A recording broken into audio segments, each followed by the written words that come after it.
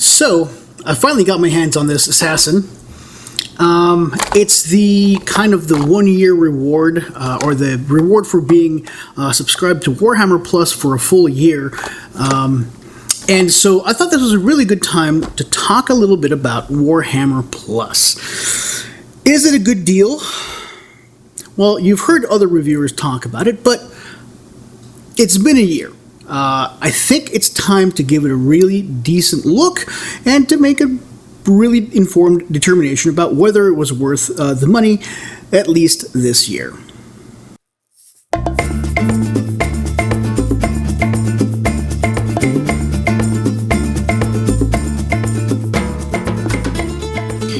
So whenever we talk about value of any purchase, you have two things to consider. One of them is the cost. The other thing is the, well, not benefit, but what you're purchasing in exchange for that cost. The whole idea is that I value whatever this good or service is more than the money that I'm exchanging for said good or service. And the bigger the imbalance, in other words, the less I value the money than I do value that service, the greater the value. So that's kind of the paradigm that I tend to use for all kinds of decisions that I have to make on a daily basis. And Warhammer Plus is one of those decisions where you have to think about value. So let's nail down the first cost of this equation, which is cost. So the cost hasn't changed since the beginning of the subscription about a year ago. It's $59.99 US dollars per year, and that's kind of it, right? That's how much it's gonna hurt your pocketbook, and so there's not a whole lot of variation there. So we can confidently say we have nailed down the cost.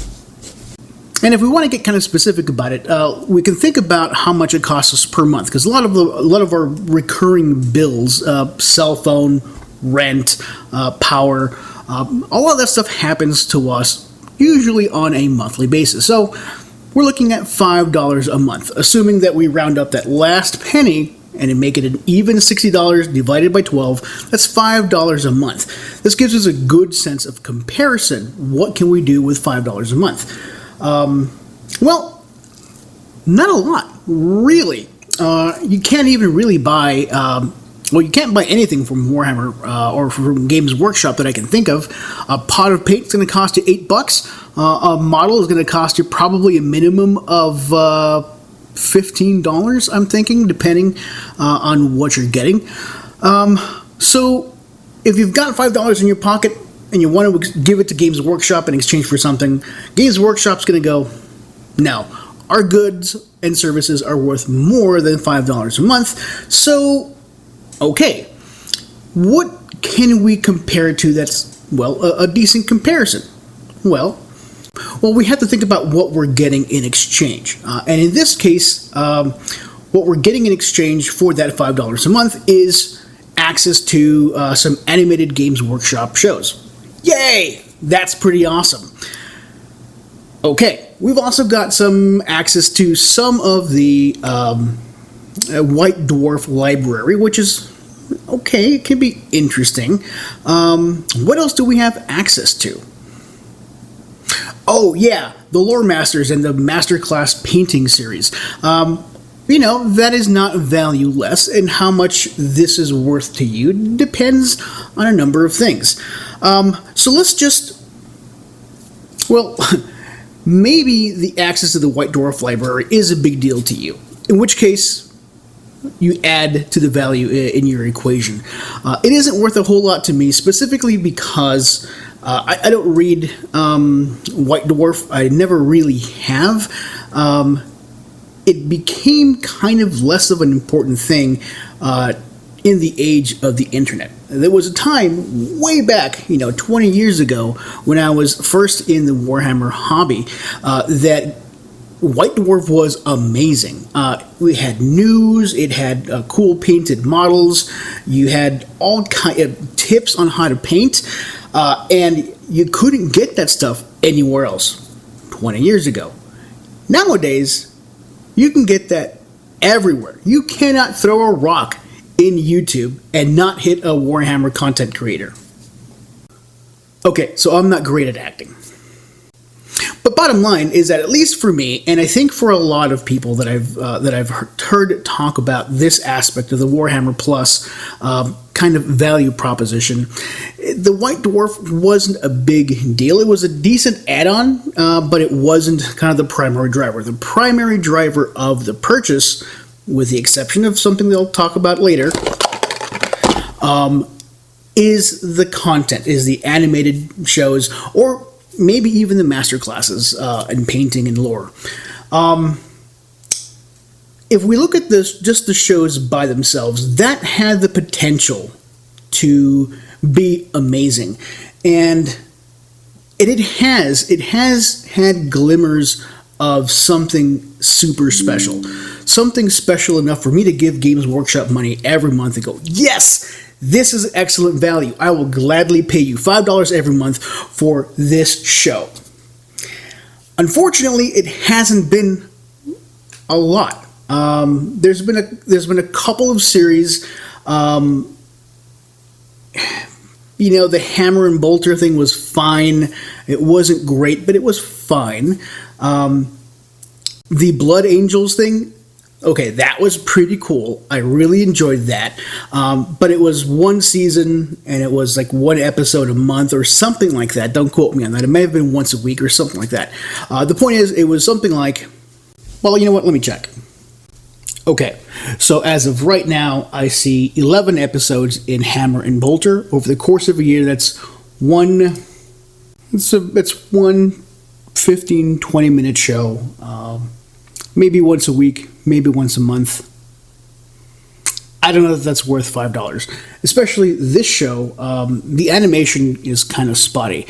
Some of them are the kind of animations that I expected, where you have kind of a figure mostly animated and then a background just kind of panning around in the back. That's the kind of show I expected from Games Workshop, given its history. But it was better than that. Some of them were like that, but most of them were fairly well animated, or at least very stylized where it works well. So, okay, I don't know that that's worth $5 a month. Angels of Death. This was one of the standout shows. Unfortunately, it was 10 episodes. Over the course of a year, call it a little less than one show a month. The animation was good. The sound was less so, in my humble opinion. A heavy bolter should not sound, well, it should not sound like that. We have the relatively new show, The Interrogator. So far, we have 3 episodes. I've watched 2 of them, I think, and they're pretty good. Nothing to write home about, but they're fine. They're fine. Then we have The Exodite. That show is amazing. I love that show. Unfortunately, it launched about 2 months ago. There's still only 3 episodes of this really fantastic show. I don't know that I'd pay $5 a month just for the show, but I'd think about it. It is that good. What else do we have in terms of audio-visual media? We've got the Lore Masters, we've got some battle reports, we've got the master class for painting, and all that is fine, but battle reports are done elsewhere. And there's a lot of them are pretty crappy, but there's some of them that are really, really good, and I really enjoy watching them. In fact, the best battle reports that I've seen, and I haven't seen all of them, but the ones that caught my eye and that I really am a fan of is Warhammer 40k in 40 minutes. They do an amazing job. It's thoroughly entertaining. The players are funny and they have great personalities. The production value is really impressive. I really like that episode, that format of battle reports. And in fact, that's kind of the only battle report stuff I watch.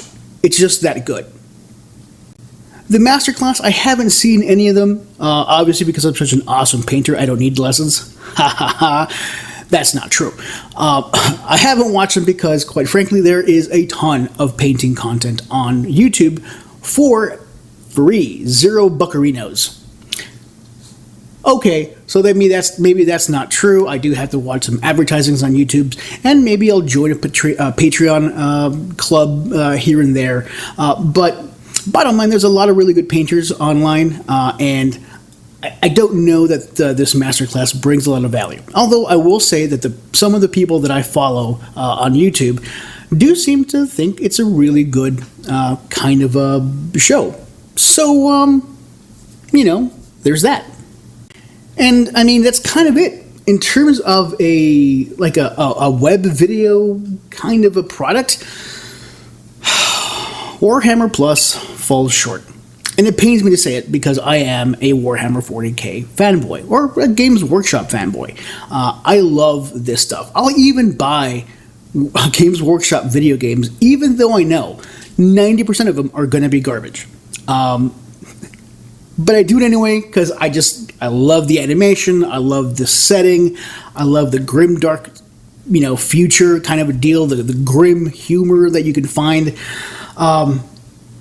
There's a lot to like about it, and the animation can a lot of times bring that to life and help me appreciate it more. But yeah, Warhammer Plus just didn't do the job.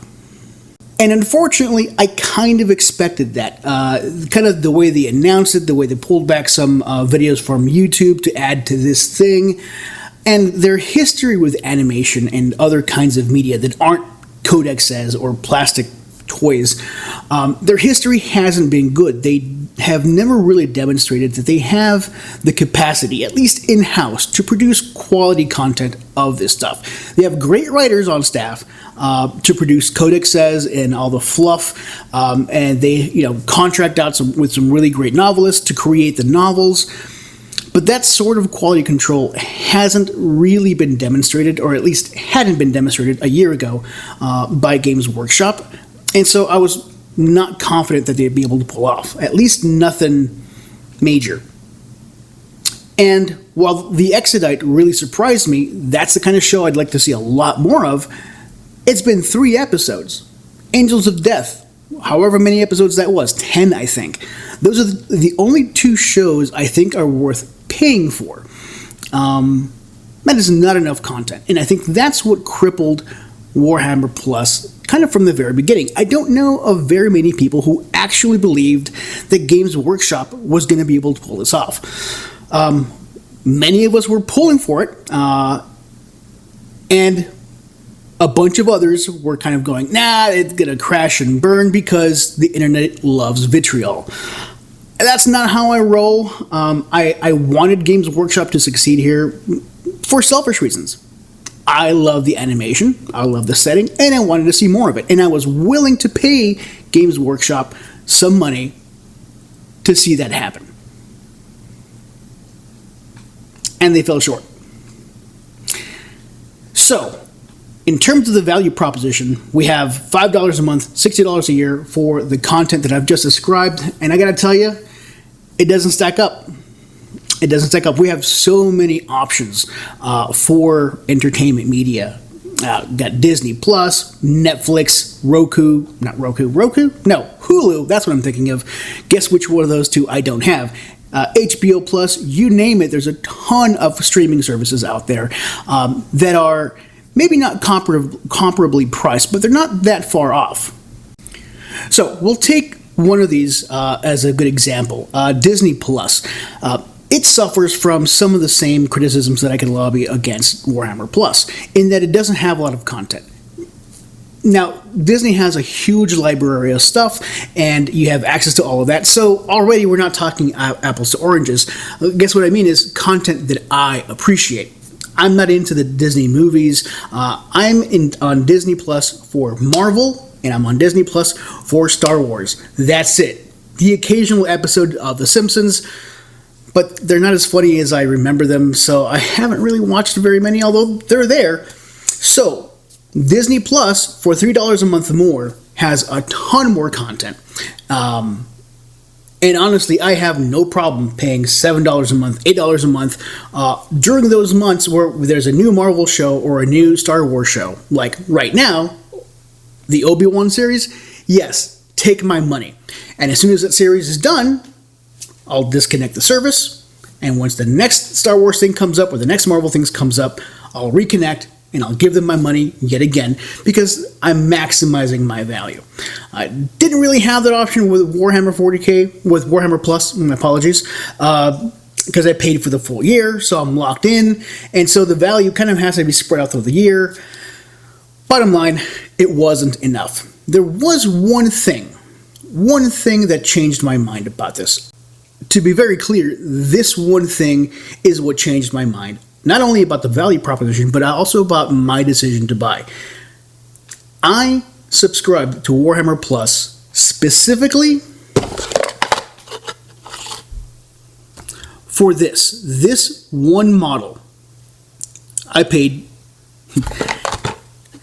It was free when you subscribe to Warhammer Plus, but in my mind, I paid $60 for this model, and to be honest, it's not that far from what I would have paid for a model.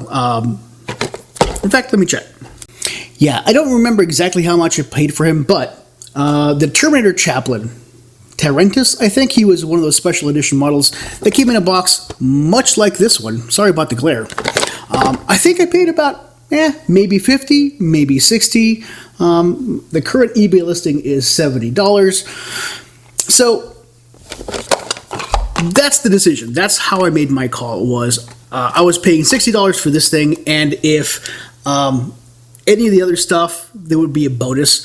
In fact, for like 6 months, I never even opened my Warhammer Plus account because I didn't have any confidence, and the hype around the service really wasn't there.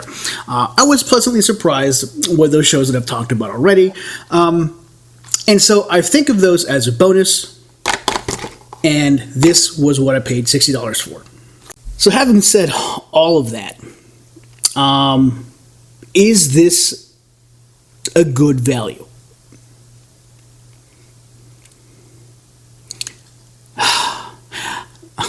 The social scientist in me always wants to say it depends, because it almost always does. And I guess it depends on the mindset that you're going into, right? So for me, it was a good value because, the miniature, really that's what I was paying for. The few shows that we got in exchange or that I got in return, that was for me a bonus. But if I was paying for the shows, no, it's not good value. And the reason that this is important is because, we've hit the 1-year anniversary of Warhammer Plus, and I've got my grubby little hands on this guy. And, well, okay, also, this guy, which I couldn't have bought if I hadn't been a member of Warhammer Plus, it was an extra $45. That's, par for the course for Warhammer 40K. Looks like a neat model. I don't know what I'm going to do with them, but whatevs. I got them. So, now that I have these in my hand, though, what's up for next year? Because I have to resubscribe, right? Or decide not to. And Games Workshop, they sent these out, and they haven't talked about what's the bonus for next year. Do we get another exclusive model? Because if so, I might resubscribe. And as a bonus, maybe they'll produce a few more shows of the Exodite. I'm here for that. I don't have my hopes up for it, but I'll pay some decent money for a model because I'm a Warhammer 40K dummy, just like the rest of us. But I won't pay this amount for a couple of episodes of the show. And so, I don't know. I feel like I feel like Games Workshop has to do something different with these. I don't know why the shows are coming up so slowly. I suspect it's because they don't have the talent in-house to make this happen. I don't think it's a quality control issue. I think this is we don't have enough people who can do awesome videos. And I mean, animation takes time and it takes expertise. And unless they've hired a ton of people to make this happen, it ain't going to happen. It didn't happen last year. I don't see how it's going to happen next year.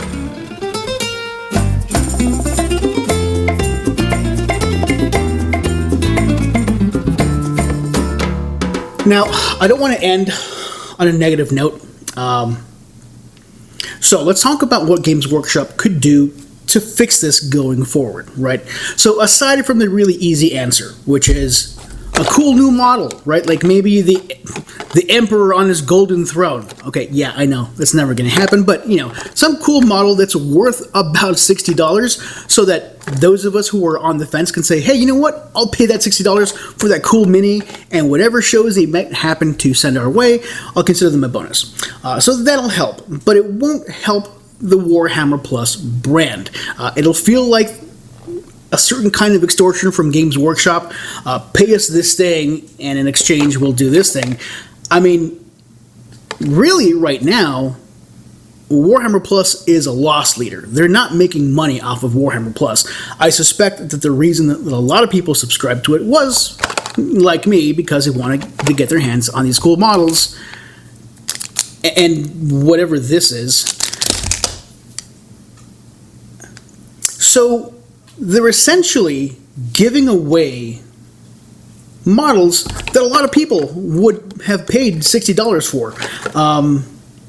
And so I don't know how much money Games Workshop makes off of a single model, but something like this, I suspect they could have made a lot of money off of. And they're giving it away for free if you subscribe to Warhammer Plus. Now, this may be worth it to Warhammer 40K. I'm sorry. So this may be worth it to Games Workshop. I don't know. But if Warhammer Plus was any good, they could make money off of that service, and they could still make money off of this service. Instead, they're only making money off of one of them. How do you fix this, Games Workshop? Simple answer. Give us more shows. I will be happy to stick around. I'll be happy to give you another year, another shot at proving that you've got the chops. But we need to see some results. The Warhammer Plus brand is pretty tarnished right now. There's not a lot of positive talk about Warhammer Plus. There's still plenty of good talk about Games Workshop overall, but Warhammer Plus, that brand or sub-brand, whatever you want to call it, or that product line, that's a bad brand right now. You've done a pretty bad job. It's not over. You could still score a touchdown here. And the way you do it is you produce more shows. And I don't mean you produce more shows, because you clearly don't have the talent in-house. You have some talented people in-house. You just don't have this specific talent. Creating an animated show is a very specific kind of a deal. Creating a good one is even more difficult. And I don't think that you have the people on staff. In fact, if I was managing Games Workshop, I don't know that it would be worthwhile to hire a bunch of new animators, a bunch of new showrunners to make this thing successful. What you could do is you can contract with existing talented people, like the team or the individual that created Astartes, that wonderful show, the wonderful web series or web shorts that kind of preceded this whole Warhammer Plus thing, right? If you can give him or give that person a nice chunk of change to produce a show exclusively for Games Workshop, you buy the product, you don't have to hire him, you just have to pay him for the show. And do that with a bunch of other people, kind of like you do for your video games. Although I would recommend executing some really good quality control so that your animation brand doesn't feel like your gaming brand, which it still needs some work. I don't think this is a matter of lowering price. $5 a month isn't very much in the grand scheme of things, but it isn't about the price. It's about what we're getting in return. How else could we have gotten this content? Did we need another streaming service? A lot of us didn't think we did, but you forced us into it, exercising your rights over your intellectual property, which is absolutely your right, and in fact, maybe even your responsibility, depending on how you see things legally. At any rate, for a lot of you, this is a decision that you're going to have to think about over the next year. Do you subscribe to Warhammer Plus? For me, I'm going to wait. I'm going to keep thinking about it. I'm not going to unsubscribe, but I'm going to keep my eyes open in the next couple of months. If Games Workshop doesn't announce something cool like this, and they don't ramp up their production on some high quality shows, I'm going to walk, and I'm going to be sad about it.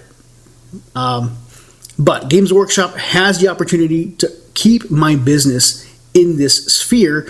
They're just going to have to do a little better. And I suspect a lot of you are on the same boat. If you have not subscribed to Warhammer Plus, and that $5 a month could be better spent somewhere else, then don't. There's no compelling reason to do this. As a matter of fact, just pay the $5 1 month, and you get to watch all of the the Blood Angels show and the 3 episodes of the Exodite. That's worth $5, hands down. It's not worth $60. And then next year, when they have another couple of shows, you can do it again. But subscribing to Warhammer Plus right now, I don't see where it's a good value proposition for anybody, if you exclude stuff like this. You know what would also help Games Workshop? If you weren't so draconian with your IP. I'm not saying let me create movies about the Emperor or whatever, but there's a lot of people out there who are creating content on YouTube and other platforms that talk about and build hype about your IP, about your media. There could have been some people talking about the Exodite or the Blood Angels video series. There could have been people talking about it online. Content creators could have said to the show, hey, here's the new one, let's have a watch party, or let's analyze this show. But they can't do that without getting a strikeout. So even those people who are positively disposed to you and who want you to succeed because your success is their success, even they can't build the hype because you won't let them. And I get it. There's lawyers involved, and there's MBAs involved, and they're scary. But there's more to an IP than protecting it. There's also growing it. There's also promoting it. And you have in your hands a community. It's a wonderful community. Toxic sometimes, but that's not all of us. That's just some of us. It's a wonderful community. They want you to succeed. Give them the tools. I'm not saying me. That's not my area of expertise, but there are people out there who want to hype your stuff. Give them the tools. Don't shut them down. They are your allies. They are not your competitors. Okay, I'm done. I'm done ranting. If you're interested in the unboxing of these guys, I'm going to do that shortly. If you're interested in me botching the paint job on either one of these, there's probably going to be a video on that as well. So if you don't want to miss the comedy of errors that is George trying to paint something halfway decent, hit the subscribe button, and I'll talk to you some other time. Thank you very much for watching. Be nice to yourselves and each other. Peace.